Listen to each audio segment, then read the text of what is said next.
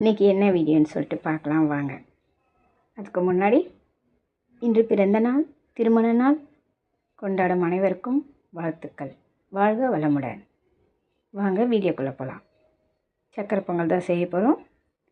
5 kilo அரிசி, கோவிலுக்கு 5 kilo அரிசியில் சக்கரை பொங்கல் செஞ்சுன்னு போகிறோம்.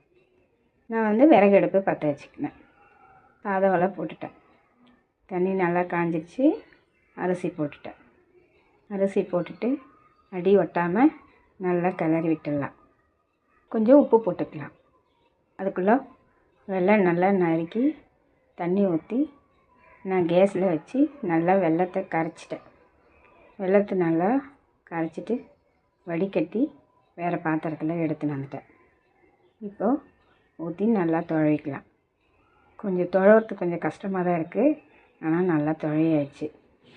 இந்த பாத்திரம் கரெக்டாக 5 கிலோ தான் பிடிக்கிது. இப்போது கேஸ்லேயே ஒரு வானலில் நெய் ஊற்றி 1/2 லிட்டர் 200 முந்திரி போட்டு கொஞ்சம் நேரம் ஆன பிறகு நான் திராட்சை சேர்த்துட்டேன். காஞ்ச திராட்சை. கேஸ் ஆஃப் பண்ணிவிட்டு நான் வெளியே எடுத்துகிட்டு வந்துட்டேன் விறகு அடுப்பாண்ட. அதுக்குள்ளே மிக்சியில் ஏலக்காய், சுக்கு, கொஞ்சம் சர்க்கரை சேர்த்து மிக்சியில் அரைச்சிட்டேன். இப்போ எடுத்துன்னு அதை நல்லா துழவிட்டேன். இதை எடுத்துன்னு அதில் கொட்டிட்டேன். ஏலக்காய், சுக்கு இப்போ போட்டுடலாம். போட்டுட்டு நல்லா துழவிறேன். இப்போ ரெடி ஆகிடுச்சு. இப்போ கோயிலுக்கு கிளம்பலாம்.